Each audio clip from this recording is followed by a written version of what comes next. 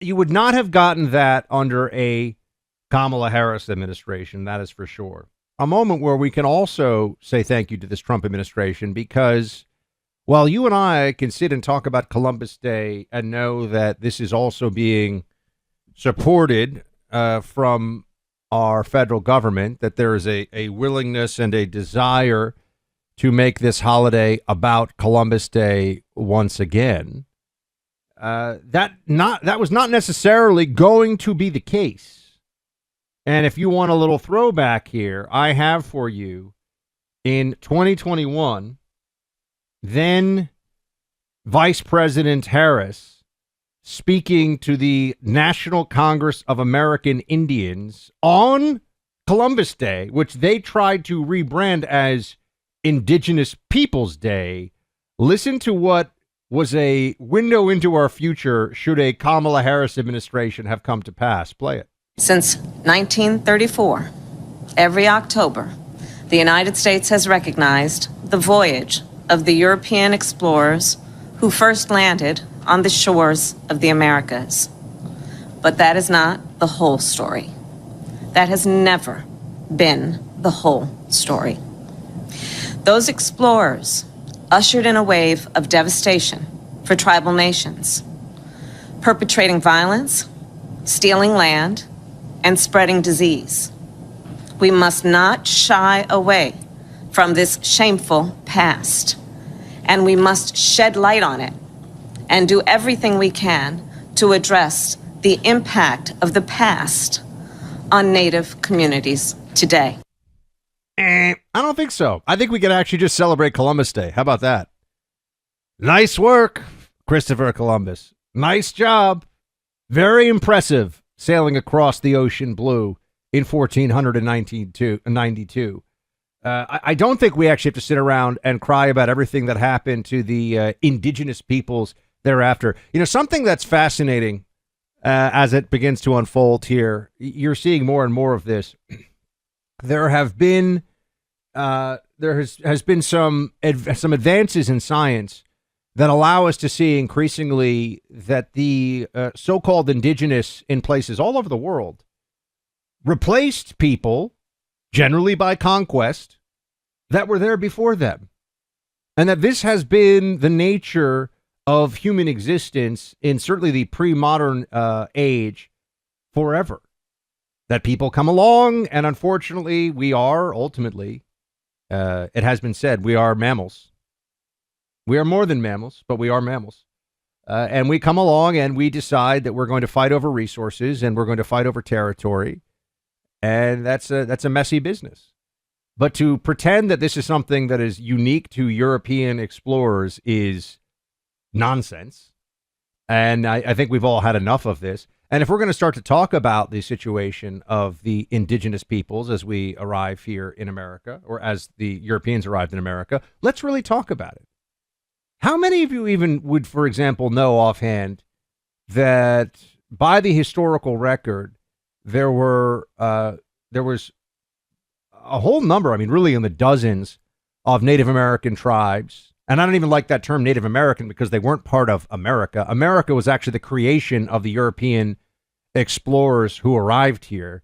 It was just a undiscovered by the rest of the world landmass with people living with Stone Age implements. Fact, go ask any anthropologist. Had not discovered the wheel, did not have written language.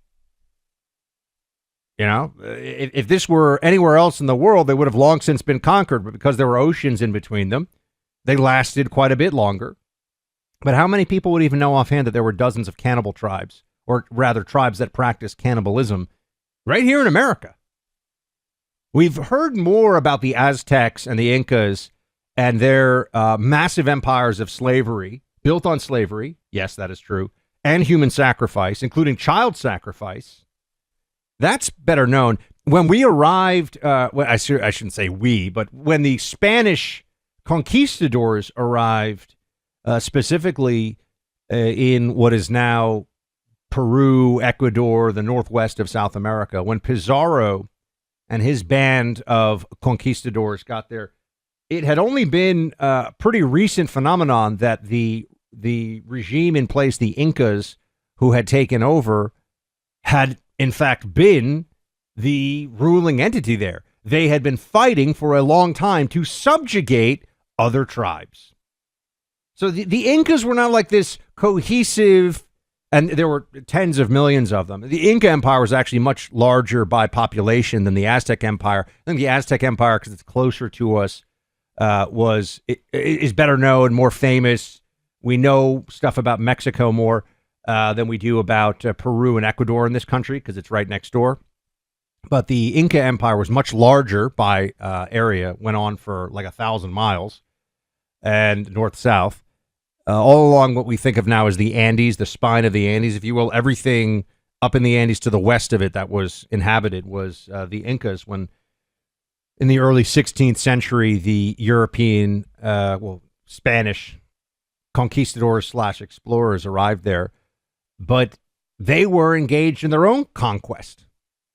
This is just the nature of human history up to this point, and the pretense that there was peace and harmony and that people just got along, and then we showed up, we being Europeans, then Europeans showed up, and they were the bad guys in all of this, and there was no benefit that came from it. I mean, look, yes, did a lot of people die of smallpox? A lot of people died of smallpox, but that was going to happen at some point, meaning there was no way to prevent these diseases from spreading, and they had been spreading in much of the rest of the world for many centuries. You know, there's this group, they're in the Indian Ocean. It's, I think it's North Sentinel Island is the name of the island. And they have these individuals, not very many of them, who are considered uncontacted. So it's a little tiny island in the Indian Ocean that has people living there, and they have rudimentary Stone Age tools. I mean, they have spears and things like that.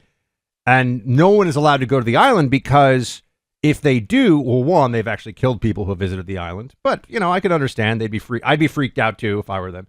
You know, I had never seen other human beings anywhere. But also, they would die from disease right away because they don't have, their immune systems are not capable of handling the diseases that modern everybody else in the rest of the world can handle. So we had something similar on a much larger scale when the European explorers arrived in the Americas. And the vast majority of the population losses that occurred, over 90%, were not due to genocide, were not due to a policy of active violence. It was the spread of disease. And that was certainly the case in Pizarro's conquest of the Incas as well. There was always that component of it, and it was true for the Aztecs, or rather for Cortez and the Spaniards who conquered there. But I just think that if we're going to start to have a conversation about what things were really like and what was really going on in these areas of the country, or rather in these parts of the New World, let's really have that conversation. Like let's really be allowed to do this, and to do this the right way, which is to be honest about what was going on and what wasn't. So that you would not have gotten that under a Kamala Harris administration, that is for sure. And I do agree with what Tony Soprano says. In this house, Columbus is a hero. I think that what Columbus did was an incredible act of bravery that changed the world. Rarely do you find yourself getting something of real value when you make a purchase, but Birch Gold Group may change that with this offer. Buy gold from them this month and get free silver.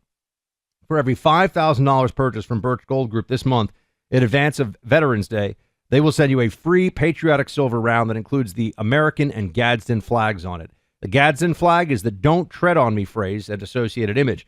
I've shared with you how the value of gold is going up to 50% year to date as of this past Friday, and it's got plenty of room for growth ahead. Birch Gold can help you own it by converting an existing IRA or 401k into a tax-sheltered IRA in physical gold. Plus, they'll send you free silver honoring our veterans on qualifying purchases.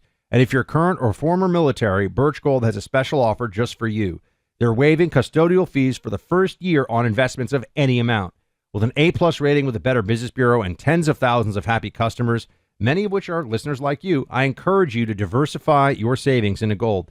Text my name, Buck, to the number 989898 for a free info kit and to claim your Eligibility for free silver with qualifying purchase before the end of the month. Again, text my name, Buck, to 989898. Do it today.